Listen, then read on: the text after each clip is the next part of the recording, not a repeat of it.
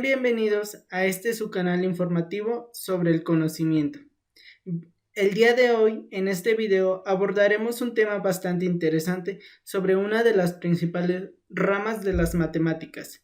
Estoy hablando sobre la probabilidad. A grandes rasgos, la probabilidad la podemos definir como la medida del grado de incertidumbre consustancial a cada suceso aleatorio, de manera que al no poder conocer de antemano y con certeza cuál va a ser el resultado del fenómeno aleatorio, al menos intenta cuantificar qué posibilidades que tienen de presentarse a cada uno de los sucesos. Y te preguntarás, entonces, ¿qué diablos es la probabilidad? Definida de una manera más sencilla y basándonos en el concepto que la Real Academia Española ofrece, podemos decir entonces que la probabilidad se asocia a cualidad de probable, es decir, que se verifica o sucederá. Y matemáticamente, en un proceso aleatorio, será la razón entre el número de casos favorables y el número de casos posibles. Hemos utilizado este término de una manera tan común en nuestra vida cotidiana que ignoramos lo que realmente la palabra probabilidad significa. Sin embargo, es un término bastante sencillo. Cuando hablamos de probabilidad, podemos abordar un campo de posibilidades bastante grande de múltiples sucesos, como la probabilidad de que nos atropellen al salir de nuestra casa, la probabilidad de poder asistir al concierto de nuestro artista favorito, o sencillamente la probabilidad de obtener un número par al lanzar un dado o jugar un juego de azar. Como ya mencioné, la probabilidad abarca un campo de conocimiento tan grande, que incluso no todos los eventos posibles se darán bajo las mismas circunstancias. Los mismos campos muestrales, entre otras variaciones al momento de realizar un experimento probabilístico. Es por eso que la probabilidad se clasifica según algunas características. A continuación te nombraré las 3 clasificaciones fundamentales dentro de este campo. Probabilidad clásica. La probabilidad clásica surge en un principio debido a la necesidad del hombre de conocer con una mayor certeza algunos eventos que surgirán a futuro. Curiosamente, uno de los principales acercamientos que se dan es en la época del Renacimiento, con los juegos de azar. Blaise Pascal, un reconocido matemático, físico y filósofo francés de la época, acompañó a un experto jugador de dados y cartas quien partió falsamente de la premisa que existía cierta falsedad al momento de jugar con 2 dados y no con uno. Esto debido a errores en sus cálculos probabilísticos, lo que dio paso a la investigación de estos fenómenos dentro de los juegos de azar.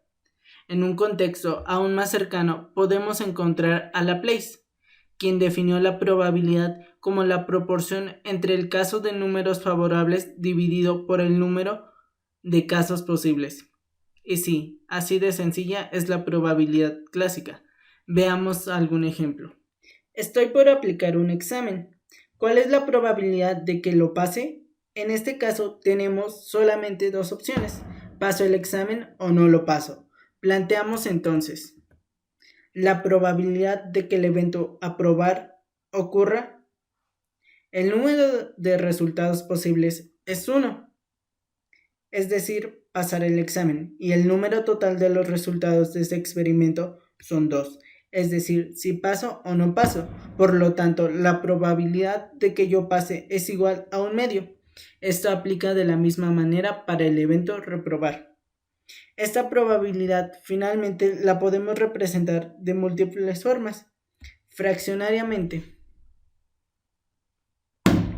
Al dividir esta fracción, la representación puede ser decimal, recordando siempre que esta representación debe de ser mayor o igual a 0 y menor o igual a 1, es decir, puede ser un evento improbable al ser 0 y probable al ser 1, y de la manera más común representada, en unidades porcentuales.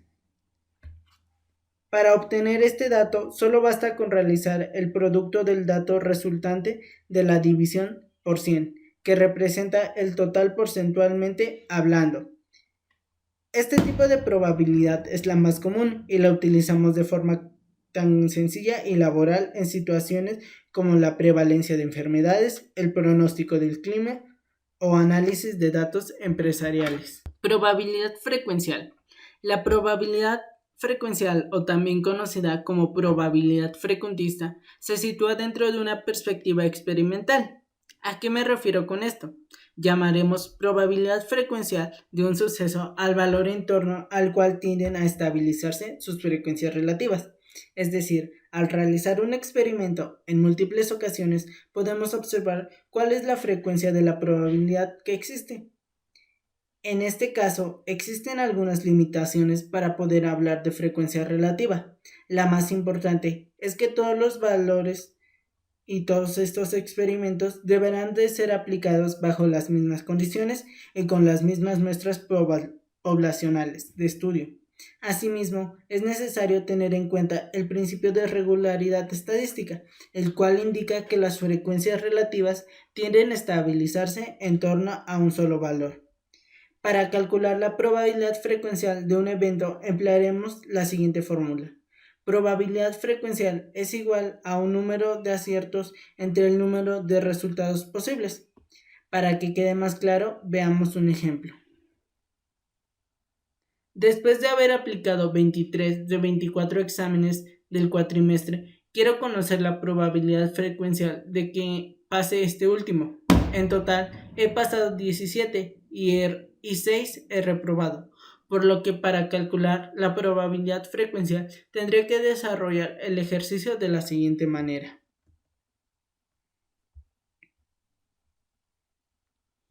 La probabilidad frecuencial de que apruebe el siguiente examen, es decir, de que el evento aprobar suceda, es de 17 sobre 23. En este caso, estamos hablando de que he aprobado 17 exámenes de los 23 que se han aplicado y he reprobado 6 de los 23 que se han aplicado. Por lo tanto, definimos al evento aprobar como 17 sobre 23 y al evento reprobar sobre 6 sobre 23. Esto decimalmente recordando lo aplicamos de la siguiente manera.